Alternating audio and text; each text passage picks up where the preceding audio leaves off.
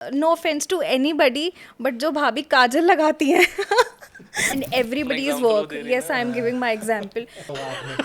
अभी तो हम लोग अभी ना। वेडिंग से पहले की तो सब बात कर लेते हैं, वेडिंग के बाद कैसे चल रहा है वो तो बताओ। एक साल ये होने मत वाला है पूछो। अगर डिसाइड करना है तो तीन चीज़ें अपनी कंट्रोल में होनी चाहिए, makeup artist, photographer and venue. अब एक सवाल तो पूछना बहुत ज़रूरी है भाई, शादी में कोई ना कोई किसी ना किसी से नाराज़ होके ज़रूर जाता है। नहीं ऐसा कुछ नहीं था। और ऐसा स्वाधीन आप सच बोलो। नहीं, ऐसा कुछ भी नहीं था। इनफैक्ट हमारे फूफा जी जीजा जी सब लोग खुश थे। ये Welcome to 7 Perfection Talks. I am Faisal Ilyas, here to guide you through the 7 steps to plan your perfect wedding. So today we have Swadhin and Upasna to share their wedding experience and to uncover the special secrets for making your big day truly special. So let's dive in. Hi Faisal. So we recently got married in the month of November, and it was a beautiful experience with Faisal and the team Banjara Lenses. I am Upasna. So we had a great and amazing time with Banjara Lenses, and it was a great experience with them. Truly, in pre-wedding, wedding, in all our functions, and we are very thankful to the team and Banjara Lenses, especially Faisal. Thank you so much.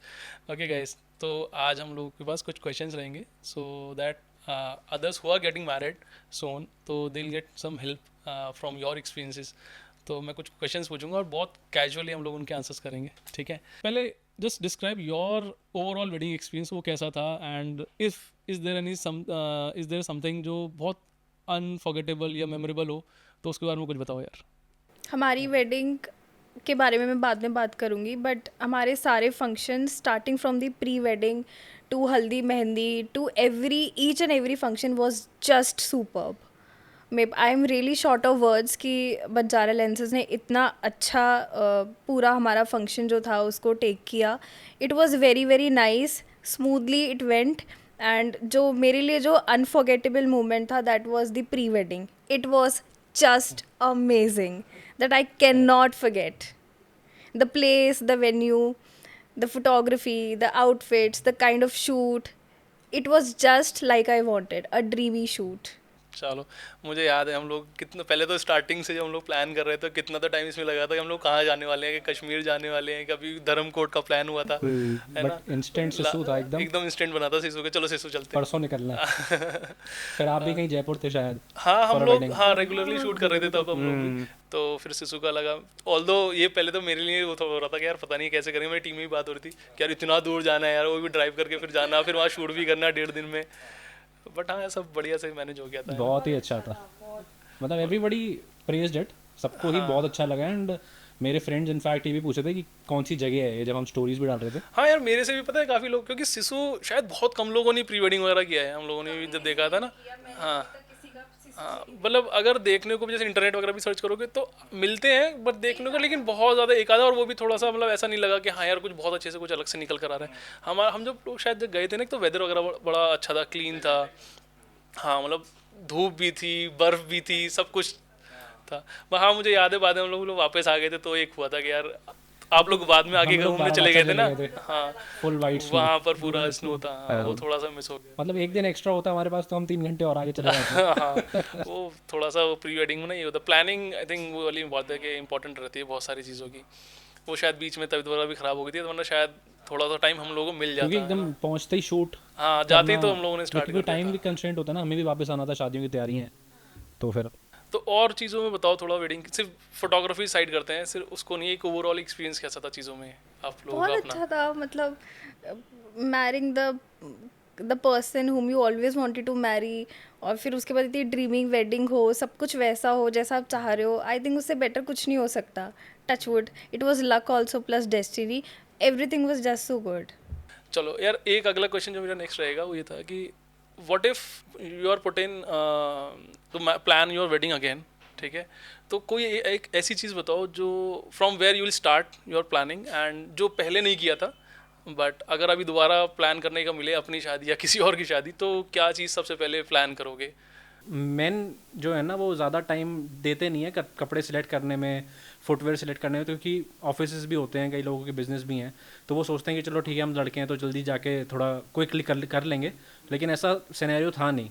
मेरे को खुद 2-3 जगह जाना पड़ रहा था, फिर वहाँ पे अब सीज़न है तो वो ऑब्वियसली टेलर भी टाइम लेगा आपके फिट एंड साइज़ में लगाने का, तो उनको एक अलग 15 दिन का टाइम चाहिए, फिर उसके हिसाब से आपको फुटवेयर ढूंढना है। तो मेरे को लगता है कि मेन को ना थोड़ा टाइम लेना चाहिए अपने कपड़े सिलेक्ट करने के, क्योंकि वैरायटी एक तो बहुत ज़्यादा है। हाँ मतलब ऐसा होता है ना कि हम लोग फॉर ग्रांटेड ले लेते हैं, यार लड़कों का क्या है, 2 कपड़े तो लेने क्योंकि हैं। ये हमारी शादी में ये चीज़ हुई है। मैं स्वाधीन को इनिशियली पहले स्टार्टिंग से ही मैं बोल रही थी कि स्वाधीन आप अपना टाइमली अपने सारे सूट करवा लो, फैमिली फंक्शन, घर का भी फंक्शन है वो भी देख रहे हैं। एट द एंड हमारे केस में यही हुआ था, कुछ कहीं मिसमैच हो गया था, फुटवेयर आउटफिट गड़बड़ हो गई थी। तो मुझे लगता है लड़कों को भी टाइम लेना चाहिए। ये बहुत ही बेकार चीज़ है कि अगर ये लड़के बोलते हैं हम तो एंड में 2-3 दिन में सब निपटा लेंगे, तो नहीं, दे शुड टेक आपका सब टाइम। कुछ प्लान था, जैसे सोचा था वैसे ही यस हुआ यस, मेरा सच में एवरीथिंग वाज प्लान्ड। मेरी पहला जो मेरे को कपड़े लेके जाने थे, my outfits, my jewellery, everything, my makeup, everything was on time. था। अच्छा, मुझे भी अपना ऐसे याद है, जब मैं शादी वेडिंग प्लान में अपनी कर रहा था तो मेरा भी हुआ था कि मतलब मेरी वाइफ का सबा का सब कुछ प्लान हो गया था टाइम से, 4-4 5-5 महीने, और मेरा ये था हाँ हम तो कर लेंगे यार। मैंने अक्टूबर, मुझे याद है मेरी 13 नवंबर की वेडिंग थी, एंड शायद 15 अक्टूबर के बाद तो मैंने स्टार्ट किया था काम करना कि चलो अब शेरवानी का कपड़ा देख लेते हैं, अब टेलर करा लेते हैं, फिर उसके बाद ये वो स्टॉल रह गया तो स्टॉल 2 दिन पहले आ रहा है, ठीक है। और शादी से शायद रात को, शादी सुबह है, रात को मेरे कपड़े दिल्ली से, क्योंकि मेरे होम टाउन पहुंचने थे, तो वो मेरा फ्रेंड लेकर गया है रात को, लेकर वो नेक्स्ट डे मॉर्निंग में तब पहनने थे ना, तब मेरे सामने आए फाइनल के ये है। मेरे तो मेहंदी के फुटवेयर डिलीवर नहीं हुए थे, जो हल्दी में मैंने था वो रिपीट करना पड़ गया था। वो बहुत एक मुझे लगता है। और दूसरी चीज़ मुझे लगता है कि लड़के अपने मेकअप पे ध्यान नहीं देते। लड़कों को ये चीज़ लगती है कि दे हम मेकअप कैसे कर सकते हैं, they should not put any kind of a base on their face.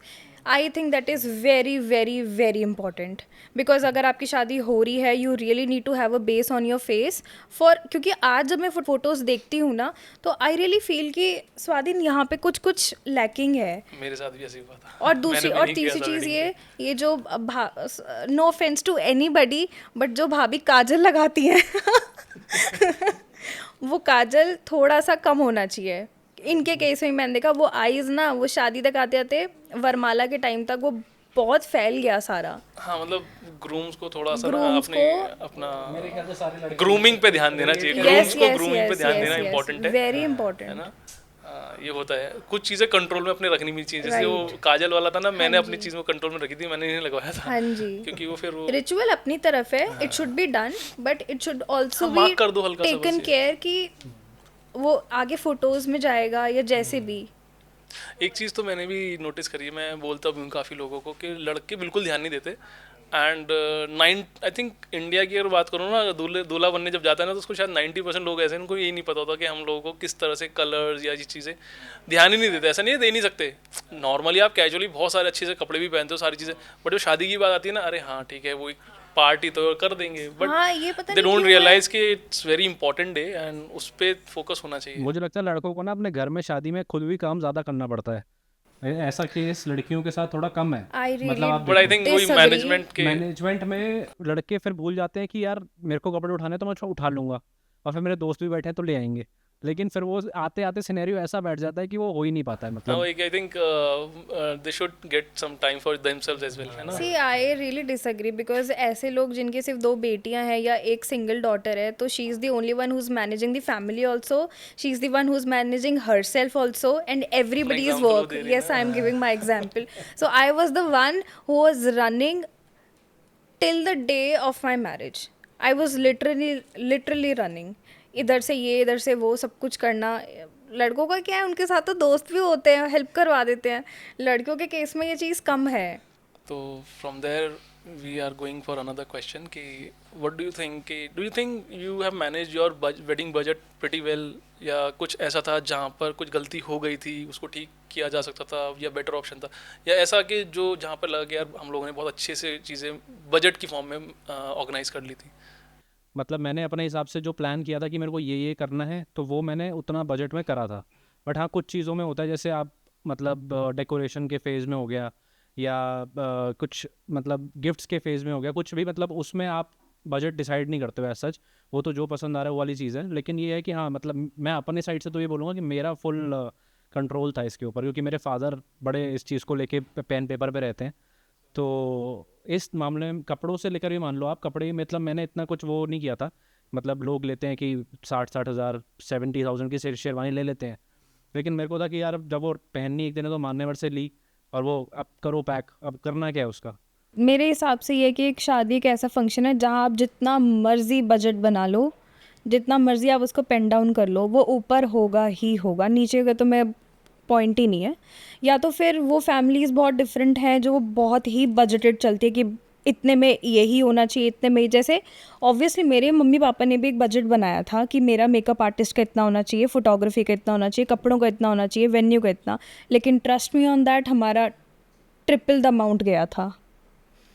सब कुछ मिला के इट वाज अ ह्यू, मतलब कुछ नेक्स्ट लेवल ही चला गया कोई था। ऐसी चीज़ है जहाँ पर लगा कि यार यहाँ हम लोगों ने ज़बरदस्ती वेस्ट कर दिया पैसा, कम करके हो सकता था manage? See again I will say कपड़े, is there anything clothes prioritize कि यार यहाँ पर हम लोग एक्स्ट्रा खर्च कर सकते हैं, यहाँ नहीं करना चाहिए? बिकॉज जो भी लोग देख रहे होंगे तो they will get some idea कि हाँ यार हम लोगों को प्रायोरिटी में किन किन चीज़ों को रख सकते हैं बजट के अकॉर्डिंग, एंड कहाँ पर हम लोग कट डाउन कर सकते हैं कॉस्ट। सी तीन चार चीज़ें हैं जो बहुत इम्पॉर्टेंट है एक शादी के लिए। वो ऑब्वियसली ब्राइड और ग्रूम का आउटफिट है, आपका मेकअप आर्टिस्ट हो गया, आपका फोटोग्राफर इज़ वेरी इंपॉर्टेंट, और वेन्यू।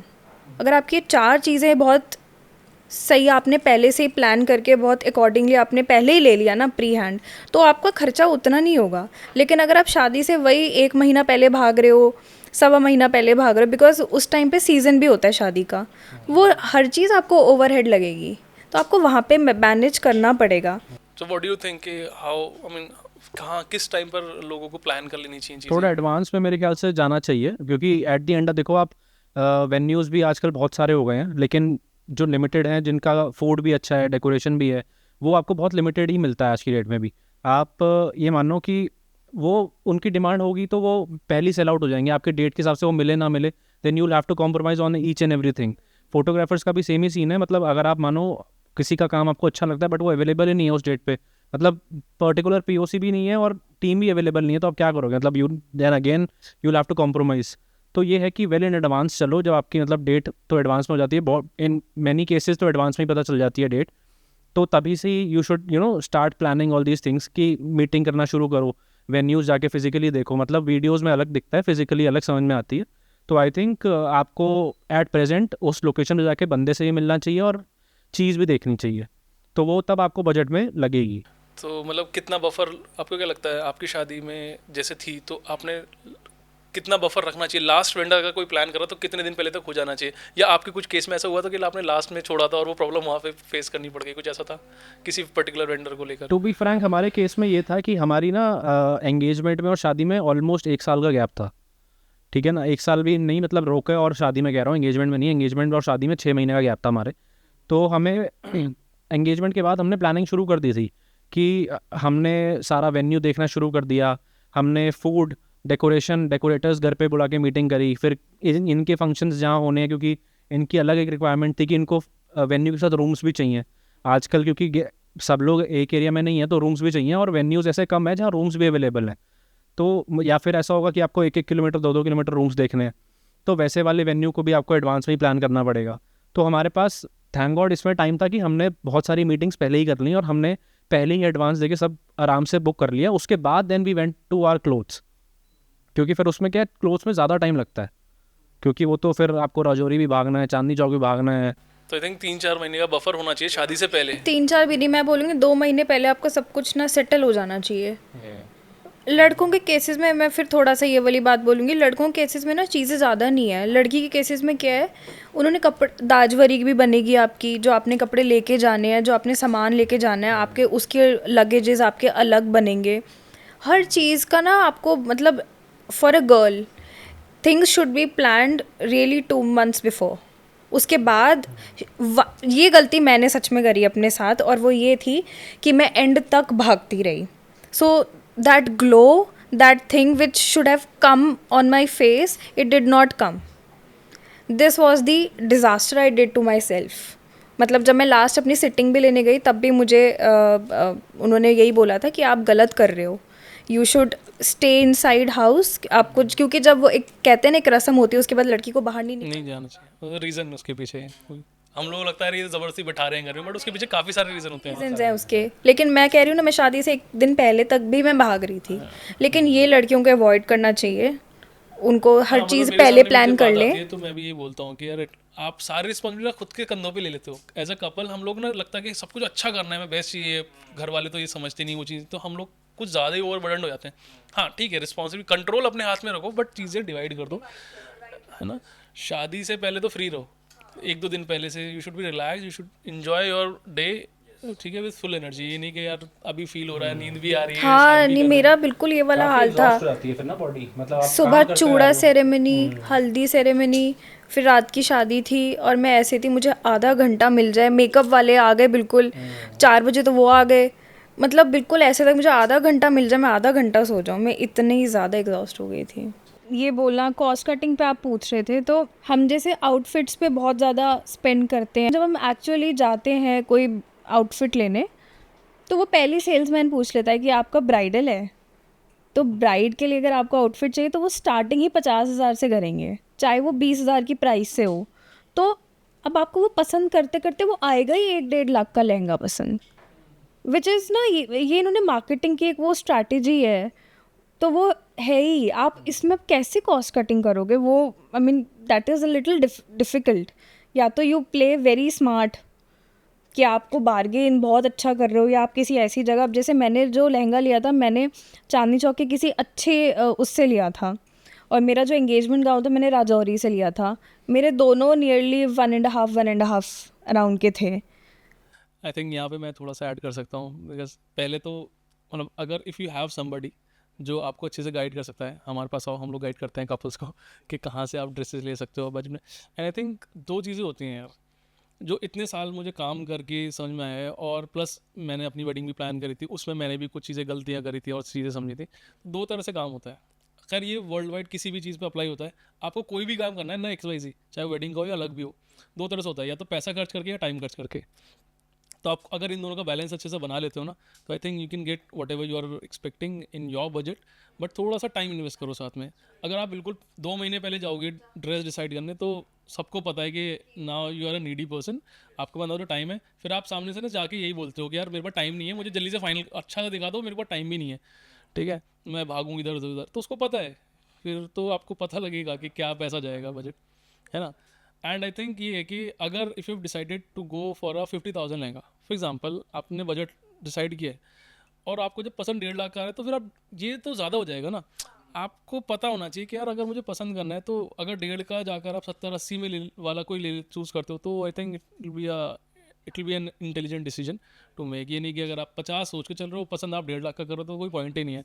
तो टाइम शायद दोगे ना तो मार्केट में और घूमोगे। अपना वो माइंडसेट भी आपको थोड़ा सा करना पड़ेगा, बिकॉज वही वाली बात है, जितना गुड़ डालोगे उतना मीठा। वो आप 1.5 लाख वाला लहंगा देखोगे तो उसमें आपको जरदोजी जरकन सब मिलेगा, लेकिन अगर आप वही 50 वाला देख रहे हो तो उसमें थोड़ा कम मिलेगा, लेकिन फिर वही वाली बात है, जस्ट फॉर अ डे हाँ ये दैट भी है। Will and not I B think repeated. एक चीज़ और मुझे लगता है कि कस्टमाइजेशन का जो ऑप्शन होता है ना, वो भी अच्छा था, बट वही अगेन उसमें you have to give time, कि आप डिज़ाइन खुद से देखो, फिर आप किसी वेंडर पे जाओ, वहाँ से कपड़ा लो, या जो भी, वो time but taking I process है। अगेन से कि कस्टमाइज नहीं करवाओ कभी भी, I feel personally, because customisation के अंदर क्या है, रिस्क रहता है, रिस्क वेदर यू बहुत आर ज़्यादा अ है। गुड डिज़ाइनर, कि आपको नॉलेज है कलर्स राइट, की, डिज़ाइंस की, तो बहुत अच्छी बात है। वरना वो फिर हिट एंड ट्रायल वाली बात है, एग्जैक्टली, एंड में नहीं पसंद आया तो आप वेडिंग डे भागो पे आप कहीं नहीं और। कर सकते कि यार मैं, हाँ ये भी है। What was your criteria to decide your vendors, जैसे मेकअप आर्टिस्ट, डेकोर या फोटोग्राफर, तो उसका what was your criteria, and what do you think one should go to get a best vendor, और जो भी है, अगर फोटोग्राफर चूज़ कर रहे हो मेकअप, तो उसके लिए क्या बेस्ट वो होना चाहिए क्राइटेरिया, जो आपने फॉलो किया था या नहीं किया, जो करना चाहिए था। नहीं, बेसिकली फोटोग्राफर से स्टार्ट करें तो मेरा एज अ रेफरेंस ही था, बिकॉज आपको पता ही है, आपने मेरे एक बहुत अच्छे दोस्त की ऑलरेडी शूट किया हुआ है, तो मैं उसका देखा भी था, और प्लस क्या कहते हैं, रिव्यूज़ वगैरह भी। और जब फोटोग्राफर फाइनल करे तो हम 5-6 लोगों से मिले थे, तो कॉस्ट में ऑब्वियसली डिफरेंस आ रहा था, एंड ओवरऑल फैसिलिटीज़ में भी डिफरेंस आ रहा था, क्योंकि एक जो पैकेज बनता है उसमें बहुत सारी चीज़ें हैं। और हमारी फर्स्ट डिमांड यही थी कि हमें जो है ना अपना प्री वेडिंग एक बहुत अच्छा चाहिए। मतलब जब आपसे ही मिले थे तो हमारा फर्स्ट डिमांड ये नहीं था कि हमें वेडिंग बहुत अच्छा चाहिए, हमारा डिमांड ये था कि हमें प्री वेडिंग बहुत अच्छा चाहिए। मतलब एक सॉन्ग है उसको एक पूरा एक हमें करना है पोर्ट्रे। तो आपके साथ हमारी वाइब भी मैच हुई, और प्लस मेरे को ये लगता है कि आप ना जाके बंदे से फिजिकली मिलो, क्योंकि पहले हम दोनों की जो बात हुई थी वो गूगल पे वीडियो कॉल ही हम कर रहे थे, लेकिन स्टिल आपने ही बोला कि आओ, मैंने ही बोला कि ठीक है। तो मिलके क्या होता है ना, एक बंदे का पता चल जाता है। अब जैसे हम गुड़गांव भी गए, हम राजौरी भी गए, हमने फरीदाबाद में फ़ोटोग्राफर्स देखे, हम यहाँ दिल्ली भी आए। तो आपका जो काम है, आपकी जो टीम है, वो हमें बहुत मतलब मिलती जुलती लगी। अब मैं ये तो नहीं बोलूँगा कि एज का बहुत ज़्यादा वो है, लेकिन हाँ ठीक है, वाइब कभी मैच कर जाती है जब आप किसी बंदे से मिलते हो। तो प्लस हम मतलब मेरा प्लस पॉइंट तो यही था, प्लस रेफरेंस तो एज ऑलवेज था ही। और आपका जो अब जब आपकी वीडियोस देखी, जो आपने प्री वेडिंग्स ऑलरेडी शूट करी हैं, और जो आपके एल्बम्स वगैरह हैं, फ़ोटो क्वालिटी है, तो एवरीथिंग वाज जस्ट परफेक्ट। तो मेरे हिसाब से एक तो आप रेफरेंस पे जाओ, ऊपर से आप बंदे से मिलो। अगर आपको लगता है कि he is capable to bring your memorable day to a beautiful portrait, तो फिर आप उसको करो फाइनल। मतलब then there is no option. मतलब आपके बाद तो फिर मैं किसी पे गया ही नहीं। मतलब वो तो फिर ये था कि सारे फंक्शन हैं, और एंगेजमेंट से 6 महीने का गैप भी था, तो सारे फंक्शन उसमें थे। वेन्यू के लिए फरीदाबाद में इतनी ज़्यादा कुछ जगह है नहीं। मतलब कुछ प्रॉपर्टीज़ आप मान लो 5 स्टार होटल्स हैं, मतलब 2-3, और दो इनके हिसाब से इनको जो रूम्स चाहिए थे उनके हिसाब से ये वेन्यू फरीदाबाद में लिमिटेड ही हैं। और हमारे मेजर गेस्ट मेरे भी दिल्ली में हैं, इनके भी बाहर ही हैं। तो मेरे को था कि मेरा जो फंक्शन था वो हमने होटल में किया, क्योंकि हमारा रात का फंक्शन था, तो वहाँ लिमिटेड गेस्ट आने थे 80-90। तो वो हमें फिक्स था कि घर के पास भी है, सबको पता भी है, और मेरे फ्रेंड्स वगैरह भी हैं, तो वो बेटर रहेगा।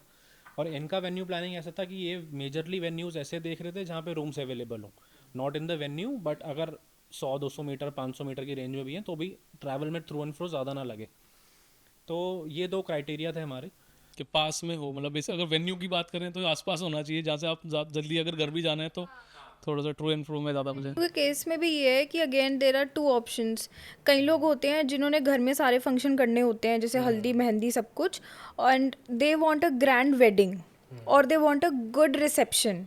तो उसके हिसाब से they will not want rooms, they can get another hotel या कुछ भी, और उसके साथ वो एकोमोडेट करवा सकते हैं। या अगेन जो लोग आ सकते हैं, कम्यूट कर सकते हैं, वो स्टे नहीं करेंगे। मेरे केस में ये था, मेरे सारे रिलेटिव्स बहुत दूर दूर के थे, so we wanted a venue जहाँ पे hall, banquet hall, the I mean जहाँ पे सारे फंक्शंस भी हो जाएं, जहाँ पे लोग रह भी सकें विद रूम्स। सो वो ढूंढना in Faridabad was a task for me. मैं सारे बैंकेट हॉल्स देख चुकी थी, सूरजकुंड रोड सब कुछ, तिवोली वगैरह, मैं वहाँ तक गई थी, बट मुझे फिर ग्रैंड ऑरा से बेटर कुछ भी नहीं लगा इन दैट। प्लस हमारे फंक्शंस जो थे ना साथ में भी थे। मतलब हमें हल्दी भी साथ ही करनी थी, कंबाइंड था सब कुछ। मेहंदी का फंक्शन भी हमारा साथ में ही था। तो ये हमने फिर वेन्यू उस हिसाब से चूज़ किया कि हमें हल्दी भी पूल साइड करनी है, कि करना पड़ेगा। ड्यू टू सम रीजंस वो पूल नहीं ऑपरेट हो पाया, बट ठीक है, वो हमारा प्लान था कि वो करना है वैसा। मतलब वो एडवांस में अगर आप प्लानिंग करके चल रहे हो, बहुत सारी चीज़ें देख रहे हो, तो आपको एक आइडिया सा लग जाता है कि आपको कैसा करना है। मतलब तो वो हमारा था कि मेहंदी भी हमारी वहीं है, तो हमारा भी जो फैमिली का आना जाना है, जो रुकी हुई हैं, उनके लिए भी इजी है कि भाई रात को मेहंदी ख़त्म हुई लेट 1-2 बजे तक, फिर आपको सुबह शादी की तैयारी भी शुरू करनी है। तो ये सिनेरियो है। मतलब हमारा तो ये था कि दोनों फैमिलीज़ को कंफर्ट होना चाहिए। और फिर दूसरा, हमें अच्छी जगह भी चाहिए थी। We wanted a good property, हमें कोई ऐसे थोड़ा लो बजट प्रॉपर्टी भी नहीं चाहिए थी। We wanted with good rooms, जहाँ की फैसिलिटीज़ अच्छी हों, खाना अच्छा हो, डेकोरेशन बहुत अच्छी हो। सो आई थिंक वेन्यू के केस में भी ना पर्सन टू पर्सन डिपेंड करता है कि उनकी रिक्वायरमेंट क्या है। हमारी ये रिक्वायरमेंट्स थी, तो हमने उस हिसाब से देखा। अब अगर जिनको सिर्फ हॉल चाहिए एक रिसेप्शन या वेडिंग के लिए, तो they will go for that sort of a banquet hall only, और a place like that. So that also differs from family to family. Makeup में कॉम्प्रोमाइज़ नहीं करना चाहिए, बिकॉज अल्टीमेटली आपकी फ़ोटोज़ मेमोरीज वहीं से ही आएंगी। अगर आपका मेकअप अच्छा नहीं होगा तो सब कुछ गड़बड़ हो जाएगा। क्योंकि मैंने देखा है, मैंने किसी की, मैं और ये ही गए थे किसी और फोटोग्राफर पे। हमने जब उनकी ही एल्बम देखी ना किसी की, तो उस ब्राइड की सारी स्किन पे पैचेस थे। आई मीन अब वो ऑब्वियसली वो फोटोग्राफर भी इतना एडिट नहीं कर सकता। सो आई थिंक मेकअप आर्टिस्ट में इन्वेस्ट करना इज़ रियली इम्पॉर्टेंट। वहाँ पे आप कट ऑफ वो नहीं कर सकते, कॉस्ट कटिंग नहीं कर सकते हो आप। 3 चीज़ें बताओ जिसके अंदर सबसे पहले इंसान को अच्छी इन्वेस्टमेंट करनी चाहिए। एक मेकअप आर्टिस्ट हो गया, makeup artist, venue, venue, photographer. ये 3 ही चीज़ें सबसे ज़्यादा इंपॉर्टेंट हैं। डेकोरेशन तो चलो आप फिर भी बहुत सारे डेकोरेटर से मिलके, डेकोरेशन में भी क्या है कि वो तो वेन्यू वाला सजेस्ट कर देते हैं आपको, तो डेकोरेशन बात की बात है। अगर वेन्यू पसंद नहीं आएगा तो डेकोरेशन भी क्या ही कर लेगी मतलब उसका। खुद से अगर डिसाइड करना है तो 3 चीज़ें अपनी कंट्रोल में होनी चाहिए, makeup artist, photographer and venue. और सबसे ज़रूरी मेहंदी वाला। सबसे अच्छी बात यह है आपकी टीम की, फैजल बहुत कोऑपरेटिव टीम है, क्योंकि आपको भी पता है हमारी शादी में कितनी खचपच थी। तो जो भी था, the team is very nice, very cooperative, and ऐसा लगता नहीं है कि हम किसी रैंडम कहीं बैठे हैं या किसी के साथ हमें इतना सोचना भी पड़ रहा है। प्री वेडिंग भी इतनी कैजुअल थी कि बस कर रहे हैं। मतलब मुझे बहुत अच्छा लगा, एक फैमिली वाला रिलेशनशिप है। इनफैक्ट तारीफ सभी ने करी, मतलब फ्रेंड्स एंड फैमिली, कि the team was really good. मतलब सबकी फ़ोटोज़ जो आई हैं, बहुत लोग अच्छे से सेटिस्फाइड हैं। फैमिली मेम्बर्स जो हमने आपको बोला था कि उनकी भी ज़रूरी हैं, वो भी बहुत सेटिस्फाइड है। इनफैक्ट बहुत लोगों ने रेफरेंस भी मांगे कि भाई आपने कहाँ से कराया, तो उनका रेफरेंस दो, उनका मोबाइल नंबर चाहिए। मतलब एवरीबॉडी, प्री वेडिंग जब हमने शोकेस करी थी वेडिंग के टाइम पे, तो 2 बार चली थी और दोनों बारी क्राउड खड़ा था मतलब देखने के लिए, इधर उधर डिस्पर्स भी नहीं हुआ था। तो मतलब आप समझो कि क्या ही बनाया होगा आपने। अभी तो हम लोग अभी तो हम लोग इतना लेट थे स्टेज पे आते टाइम, वरना आई थिंक अगर बाकी के लोग भी होते ना, सच में मतलब कमेंडेबल। हमारी बात की डिनर के बाद वो फ़ोटोज़ भी रह गई थी थोड़ी, वो भी हमने कितना जल्दी करा फेरों से पहले, तो वही बहुत क्विक था। लेकिन ठीक है, मतलब एवरीथिंग वाज वेरी गुड यार। मतलब लेकिन ये 3 चीज़ें हैं जिन पे करना चाहिए, आपको टाइम देना चाहिए। मेकअप आर्टिस्ट की अगर मैं बात करूँ, मैंने तनिष्का आर्टिस्ट्री से करवाया था, और आई थिंक इनका पीतमपुरा वाली साइड में है कहीं पे। और लेकिन इनके साथ भी थोड़ी सी गड़बड़ हो गई थी, ये टाइम पे नहीं आए थे। वो आपको मैनेज करना बहुत ज़रूरी है। आपको बफर टाइम पहले ही मेकअप आर्टिस्ट से बात करके रखनी पड़ेगी, सब कुछ प्री हैंड होना चाहिए। अगर वो लेट हो गया तो इधर से आपके फोटोग्राफर्स भी खड़े, जो आपका ब्राइडल शूट करने के लिए खड़े होंगे, वहाँ पे सब सब मैच्ड अप सब डिले होगा। हमेशा। मतलब टाइम ऑर्गेनाइजेशन ना बहुत इंपॉर्टेंट है। कोई ये नहीं है कि ज़रूरी नहीं है कि मेकअप आर्टिस्ट ही लेट होगा, लेट कोई भी हो सकता है। लेकिन आपको ये है कि फॉलोअप लेना पड़ेगा, क्योंकि उस बहुत सारी चीज़ें डिपेंडेंट हैं आपकी एक दूसरे पे ना। वहाँ से ग्रूम साइड भी आएगा, यहाँ से ब्राइड साइड भी चल रहा है, तो बहुत सारी चीज़ें इंटरडिपेंडेंट हैं एक दूसरे को। तो इसलिए मैं कहता हूँ, मतलब आप देखो हम दोनों ने तो कंबाइंड एक टीम की हुई है बंजारा लेंसेज को। कई लोग ऐसे हैं जो सेपरेट टीम्स भी करते हैं, मतलब ग्रूम साइड से लगे, ब्राइड साइड से लगे, फिर वो वहाँ पे स्टेज पे अच्छी फोटोज़ लेने के लिए दोनों में कुछ हो रहा है। लेकिन यहाँ पे एक सीन क्या था, अच्छा ये था कि टीम एक ही है, तो वो सब मिलके सब एक दूसरा का अच्छा ही कर रहे हैं, तो वो आउटपुट इतना अच्छा निकला कि प्रेज हुआ फिर सब जगह। मतलब आप देखो। Do you guys faced any problem और unexpected thing on your wedding day और ड्यूरिंग योर वेडिंग प्लानिंग? कुछ ऐसा हुआ था जो बहुत अनएक्सपेक्टेड सा था? मेरे साथ तो हुआ था, हमारी फैमिली में हुआ था। और मैं बहुत ज़्यादा मेंशन नहीं करूँगी उस चीज़ को, लेकिन हाँ बहुत बड़ी मिसहैप हुई थी। एंड आई थिंक ये शादी के टाइम पे ना, वैसे भी शादी वाला घर सबको पता होता है कि ज्वेलरी, कैश, आउटफिट्स, क्लोथ्स, सब कुछ होता है घर पे।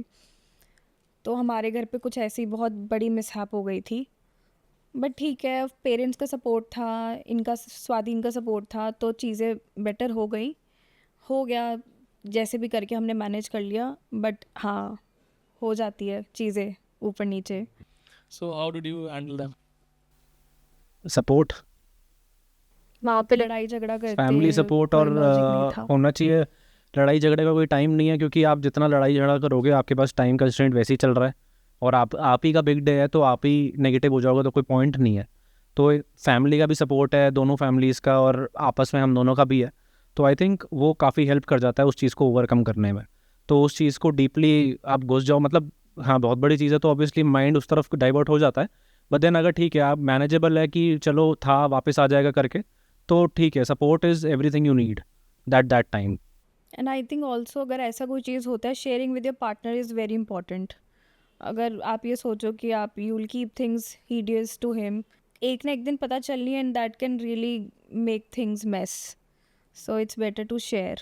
अब एक सवाल तो पूछना बहुत ज़रूरी है भाई कि एक इंडियन वेडिंग ना जैसे पोर्ट्री भी करी जाती है, चाहे वो फिल्म्स में हो या कहीं हो, हम लोग देखते भी हैं यूजुअली कि शादी में कोई ना कोई किसी से ना किसी से नाराज़ होकर ज़रूर जाता है, या तो पहले नाराज़ होता है उसको मनाने जाओ। कुछ लोग इम्पोर्टेंस फील करते हैं उस टाइम पे, कराना चाहते हैं कि नहीं अब कोई मनाने आए, या शादी के दिनों में कुछ नाराज हो जाता है। तो आपके केस में कुछ हुआ था ऐसा? नहीं, ऐसा कुछ नहीं था। ऐसा सच बोलो। नहीं, ऐसा कुछ भी नहीं था। इनफैक्ट हमारे फूफा जी जीजा जी सब खुश थे। यूजुअली फूफा जी जीजा जी सड़ जाते हैं शादियों में, लेकिन हमारे दोनों ही खुश थे। और ज़्यादातर तो क्या, मेन बताओ। मेन तो यार ऐसा कुछ भी नहीं है। वो छोटी सी कुछ एक बात लगन सगाई में थी, बाकी इतना भी वो बड़ा नहीं था। मेरी फैमिली थी वहाँ पे, तो वो हैंडल हो गया। मेरे बड़े ताऊ जी की साइड से था कुछ, लेकिन वो पापा थे तो पापा ने देख लिया था, तो दीदी जीजू सब थे, तो ऐसा ऑन रिकॉर्ड जाएगा ये? हाँ कोई बात नहीं। तो नहीं, वो था तो था। वो उस चीज़ को फिर बाद में बोला भी गया कि गलत है जी। तो मतलब वो तो देखो, एक ना एक इंसान आपको शादी में आप मतलब मान लो मिल ही जाता है, और वो थोड़ा मेरे को लगता है कॉमन भी है। वो एक्चुअली पंडित जी की वजह से ज़्यादा हो गया था। जो पंडित जी थे वो इतने अच्छे नहीं थे। अच्छा, पंडित जी का अच्छा होना भी बहुत इंपॉर्टेंट है। हाँ पंडित, हाँ बहुत ज़्यादा। और ये तो मेरा एक ना पॉइंट है, ये ऐसे हैशटैग में होना चाहिए, पंडित कभी दो मत बिठाओ शादी में। पंडित जी हमेशा एक होने चाहिए, वरना कई जगह ये होता है। हमारे वहाँ तो ऐसे होता है, हमारे वहाँ तो ऐसे होता है। हमने तो बहुत देखा है अगर इस चीज़ की, कि हमारी ये जो रस्म बहुत है, कन्फ्यूजन क्रिएट करते हैं, और बहुत वैसा भी हो जाता है मतलब, क्योंकि फिर उसमें आपको दान भी देना पड़ता है, बहुत सारी चीज़ें होती हैं ना। तो मतलब हम दोनों का तो कास्ट रिलीजन और वो कास्ट अलग है। ये पंजाबी है, मैं जाट हूँ, तो हमारा थोड़ा बहुत डिफरेंस रहता है उसमें। तो ये है कि हाँ, पंडित जी एक साइड से कॉमन बिठा लो, तो कॉमन ग्राउंड्स पे आ जाओ कि अगर मैं नहीं भी बिठाऊंगा अपने, या ये भी नहीं बिठाएंगे अपनी, तो दोनों कॉमन डिसाइड कर लो आपस में। तो उससे क्या बेटर रहता है, मतलब चीज़ें बहुत सॉर्ट हो जाती हैं। वरना अगर दो अलग पंडित जी हो ना दोनों साइड के, तो वो लेन देन में बहुत प्रॉब्लम आती है, और कुछ ना कुछ ऐसी बात होती ज़रूर है। वो मंडप पे कि हम जी ये रह गया, हाँ। जी वो रह गया।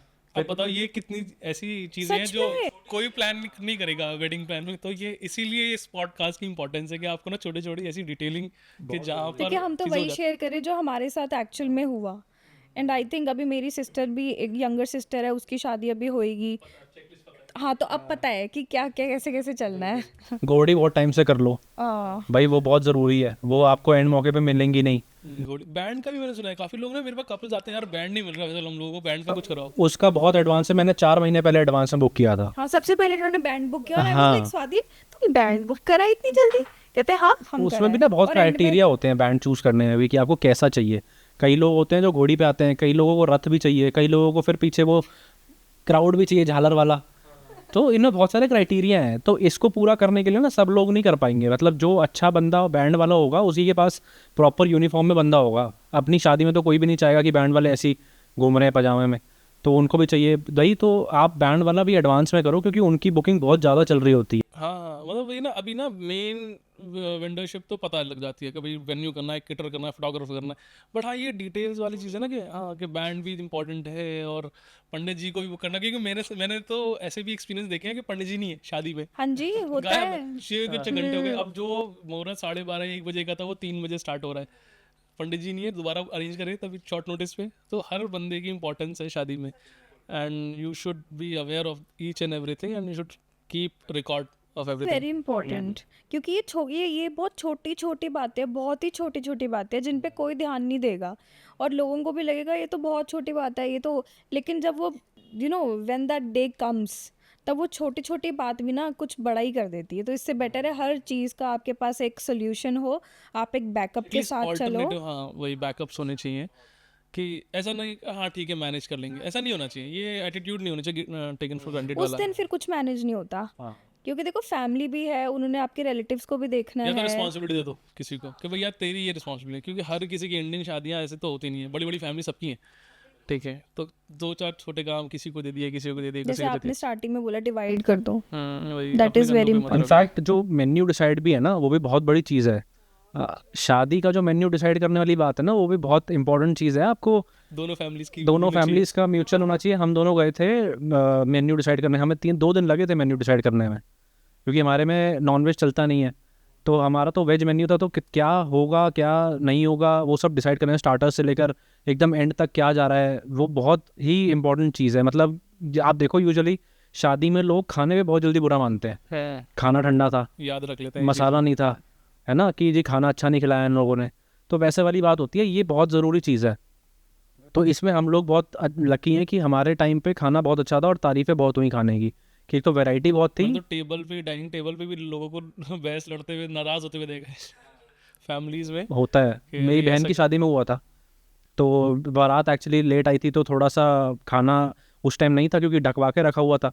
तो ये था कि हाँ गर्म हो जाता है, लेकिन ये है कि सड़ने वाला एक बंदा होना चाहिए बस। हाँ वो क्या था? एक चिंगारी लगेगी तो फिर तो खत्म है काम, फिर वो वाला सीन है। मैंने तो ऐसे भी देखा है कि दूल्हा बैठा है, सब बैठे हैं, दूल्हे के जीजा ने हल्की सी पिन मार दी, अरे अभी नहीं स्टार्ट, खड़ा हो जा।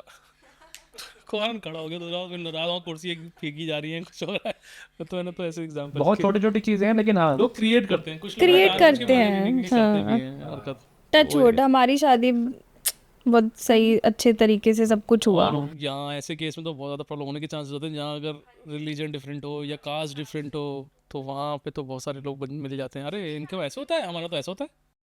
हाँ हाँ हाँ। अब इनके में अल्कोहल नहीं चलता, मेरे यहाँ पे दोस्तों को चाहिए, मेरे फैमिली में चलता है।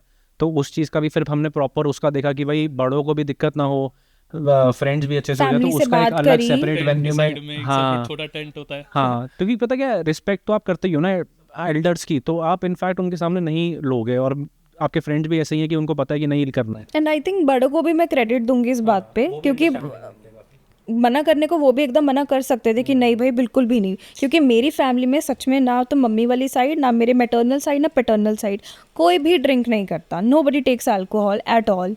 एंड ऑब्वियस ही बात है, यंगस्टर्स हैं, लड़कियां, तो वो शादियों में तो चलती ही है। तो I really give credit to the elders also कि उन्होंने इतना सपोर्ट किया, समझे कि हाँ भाई ठीक है तुम अपना सेपरेट थोड़ा सा वो कर लो। तो फाइनली एक लास्ट क्वेश्चन है कि according to your wedding experience, what top advices you want to give to those people who are getting married soon to have a smooth wedding experience? वही टाइम मैनेजमेंट बहुत ज़रूरी है। मतलब अगर आपको पता है कि आपकी शादी 3 महीने बाद है, तो आप ये 3 चीज़ों के साथ बाकी छोटी चीज़ों को भी एक पहले तो पेन डाउन कर लो आप, और उनके हिसाब से चलो। अगर आप माइंड में रखोगे कि मेरे को ये करना है, तो 2 चीज़ें ऑब्वियसली स्किप हो जाएंगी। तो ये है कि टाइम मैनेजमेंट बहुत ज़रूरी है। टाइम मैनेजमेंट रखोगे तो बजट में आएगा, वरना फिर अप एंड अबव आप गारंटी समझ लो कि वो मिलेगा ही मिलेगा। फिर कॉम्प्रोमाइज़ करना पड़ेगा, कॉम्प्रोमाइज़ चीज़ करो, मिलेगी नहीं हाँ पसंद की। हाँ, क्योंकि हर कोई अपना बजट एक्सपेंड नहीं कर सकता है। सब लोग अपना एक सेट लेके चलते हैं कि हमें ये करना है वो करना है, लेकिन वो करने के लिए भी आपको टाइम चाहिए। मैं और दूसरा तो यही है कि भाई जितने भी लड़के सुन रहे हैं वो अपना अपने आप को टाइम दें, कि भाई फुटवेयर टाइम से आ जाना चाहिए, कपड़े टाइम से डिसाइड हो जाना चाहिए। पता लगा जूते चुराई, और जूते तो है ही नहीं, चुराई कहाँ से होगी? मिंत्रा से ऑर्डर हो रहे हैं, कहीं से ऑर्डर हो रहे हैं, क्योंकि पसंद ही नहीं आ रहा है, तो मिंत्रा वाला भी शादी के अगले दिन डिलीवर कर रहा है। तो वो बहुत इशू होता है, क्योंकि आप देखो डिलीवरी है तो कभी भी हो सकती है। तो ये 2 चीज़ें बहुत ज़रूरी हैं। And boys, it is very important, keep your self groomed. स्वाधीन से शिकायत है क्या आपको? नहीं, मेरे को स्वाधीन से कोई शिकायत नहीं है, मैंने बेस नहीं करवाया था ना। लेकिन हाँ लड़कों को please give your time in salon, बहुत ज़रूरी है। अपना मैनिक्योर पेडिक्योर करवाओ, सब करवाओ, it is very very important यार। अच्छा दिखना हर किसी को अच्छा लगता है। You should be well maintained and you should smell good, you should be very hygienic, and you know a groom should look very handsome. नज़र जानी चाहिए, मतलब इतना अपने आप को ग्रूम करना चाहिए। ये नहीं एंड मोमेंट में सब भाग दौड़ करके 2 दिन में कर लेंगे, नहीं होता है ऐसा कुछ। वरना एक वो बना हुआ है कि माइंडसेट है कि लड़कियों के चारों तरफ ही घूमती है शादी। हाँ Bride के ऐसा चारों कुछ तरफ नहीं घूमती है। अब आज की जनरेशन है वो ये। इसलिए हो गया ना क्योंकि ध्यान ही नहीं देते लड़के। हाँ नहीं ध्यान देते, देंगे तो लेकिन उधर भी नजर जाएगी। देने वाले देते भी हैं। तो I think it is for everybody, every boy should अपने ऊपर ध्यान देना चाहिए। चलो, I think we have come to an end. वही है कि thank you so much for sharing your experience with us, and I think this will help others. Chalo guys, thank you so much. So that will be all for today. We thank our guests for giving their precious time. Share your thoughts in the comment section and follow us on Instagram for regular updates. And if you enjoyed this video, then don't forget to subscribe to our YouTube channel.